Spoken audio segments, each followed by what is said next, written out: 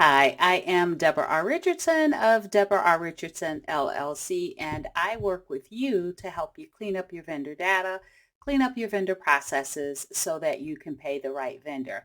Now, this week's Vendor Master File tip of the week may have you scratching your head, but this is why you should not accept an IRS form with both an EIN and an SSN on it. So you don't want a W-9 that has both an employer identification number and a social security number.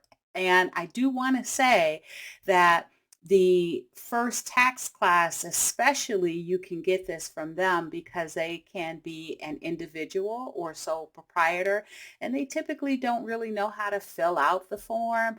And I get that the IRS prefers a SSN when they have both, but they can submit an employer identification number, and they might have both because the IRS requires that if you have an employee, you have to have an EIN in order to submit or pay them the payroll withholding taxes to submit that to the IRS. And so they could have both an EIN and an SSN. So I'm going to show you an example of a W-9 form, March 2024. If you didn't know, the new version is out.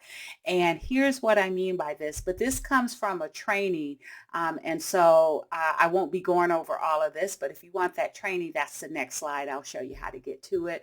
But you should send it back to avoid duplicate vendors, because guess what? Either the vendor's going to keep that same W-9, or if your internal team member pulls it or is sent that W-9 to send from the vendor to send it to you on the vendor's behalf, they're going to keep it, and the next time you ask for one, they are going to send it to you. And what you don't want to have happen is you don't want to have one team member get this form and then set it up using the social security number, and then the next team member get that form and set it up using the employer identification number. And now you have the same vendor set up in your accounting system or ERP under the social security number, and one set up under the employer identification number. So now you got duplicate vendors, and duplicate vendors can mean duplicate payments. It can also mean or be an indicator of fraud. And so you don't want to have to deal with that. So send it back to the vendor and have the vendor identify which which taxpayer identification number they want, and have them remove the other one and then submit it. Now, just to again clarify, the IRS prefers that when a vendor has both an EIN and a social security number for like an individual sole proprietor, that they submit the SSN. That's preference. Whichever they submit, as long as it matches the IRS 10 match, I think that's fine. You just don't want both of them. So I was a little wordy on that, but hopefully you got the point.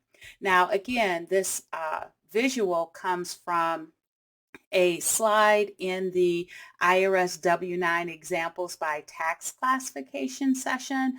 And in the, starting with the March session, I go over all of the updates of the March 2024 revision of the IRS Form W-9. And I do this training session live the third Wednesday of every month, but it's also available on demand anytime.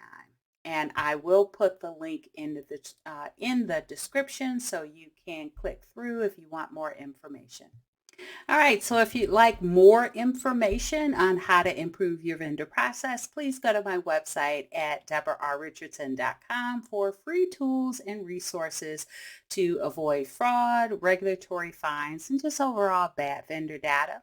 Now, if you would like over 163 hours of, I'm always adding training, of annual training hours for your vendor team or for you, then check out the Vendor Process Training Center at training.debrarrichardson.com. So good luck, and be sure to hit the notification bell to be notified next Tuesday for the next Vendor Master File tip of the week.